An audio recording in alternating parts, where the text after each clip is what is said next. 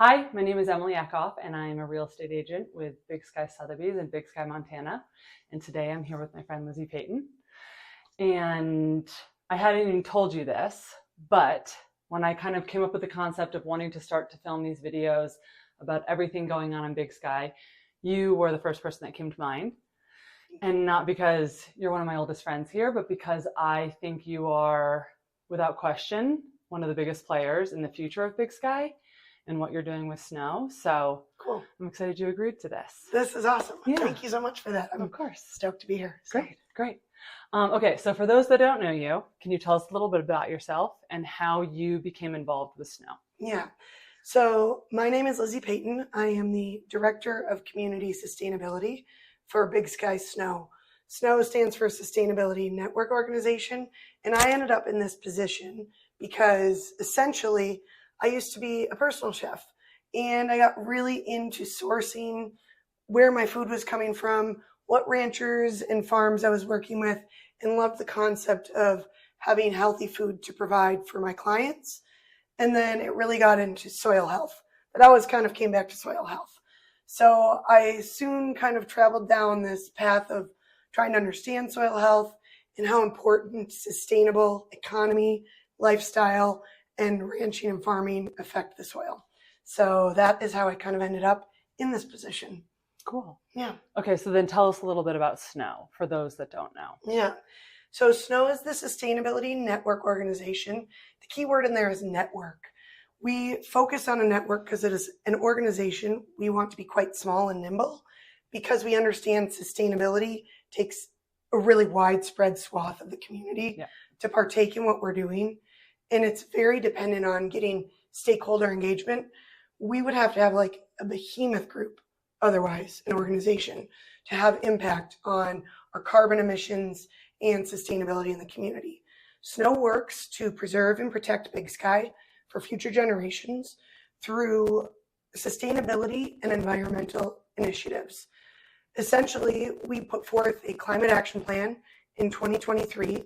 It's a pretty typical thing around the globe for communities to basically set out a trail map for how to reach net zero emissions and respect the environment and our ecosystem's resilience. So we've set that plan up and we are implementing it kind of side by side. Okay. So Lizzie, what are SNO's biggest accomplishments? What are you most proud of that you guys have done so far? I think what we're most proud of really as an organization is the collaboration we get to see in the community. So it's taking an idea and having it in a nascent phase and bringing it to fruition with a lot of collaborative partners. Nothing would get accomplished without those partners. For instance, we're working on workforce housing solar. We'll have the first solar on Big Sky Community Housing Trust's Riverview apartments go up this coming month, which is really exciting. Awesome. Yeah. So collaboration is something we're really proud of in terms of accomplishment. But then from that stems like these much more impactful projects and programs. We have a relationship with the city of Bozeman for our Big Sky One Less Car commuter incentive. So things like this, we wouldn't be able to do it without having the city of Bozeman on board and really having that collaboration to make the project and program that much more robust and more people knowing about it. And because the two communities are so integrated. So integrated. So we need both. Yeah, about 70% of our workforce in Big Sky commutes every single day to Big Sky. So having that One Less Car initiative where we're incentivizing carpooling or van pooling is so important to reducing traffic in the canyon and improving people's lives. Yeah. Who wants to do that commute by themselves every day? Not a lot of people. Twice a day. Okay, what are your biggest challenges that you guys are facing? So primarily the two biggest challenges we see in SNO, one is the fact that as we are an unincorporated community, getting that, we don't have any jurisdictional enforcement. Right. So everything is a carrot and not a stick. It's harder to get projects launched because of that and get that community buy-in. But I do think it can be also a strength because then everybody wants to be a part of it instead of us being like, you need to do this. Right. There's a groundswell of people wanting to be involved. Yeah. So I think that's one of our primary challenges The secondary challenge is obviously funding. As a 501c3, we rely on grant writing and donations, and getting those and finding a really good balance as a newer organization. We're only 4 years old. So really getting that understanding in the community of what we're doing is valid and important, and then getting that buy-in is kind of the next step. So funding can be a bit of a challenge. Which brings me to my next question. For those that are not currently involved, how do they get involved? For someone who has either lived here and heard about you but hasn't been involved, or people who have just moved here, how do people get involved with SNO? Great question. So I always like to start with taking an attainable, sustainable action yourself. What is one thing and one action you can do that will reduce your footprint here in Big Sky? Is that as simple as turning off a light when you leave a room? Or is it something like thinking about carpooling when you're driving up the canyon? Different things like this can impact the environment in a different way. So it's a sustainable, attainable action. Volunteering with SNO is great. We do a lot of community engagement at events. We call it trash talking. It's basically educating community members on how to correctly recycle, compost, and throw things into the landfill.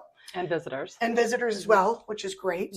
And then the other piece is donations. So we have a great program that's an annual stewardship program. It kind of meets people where they're at. It's not a huge amount, but that sustaining donation allows us to keep our lights on.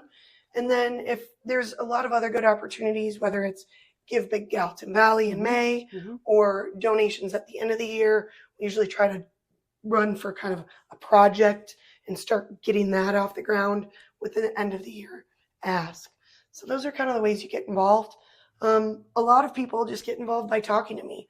As the only staff person at this point in time, I have really great conversations with so many people in the community, and I feel fortunate to be able to have those. So not hesitating to ask the question is the right way to go about it. And you're everywhere. You're at all the events. You're at all the community.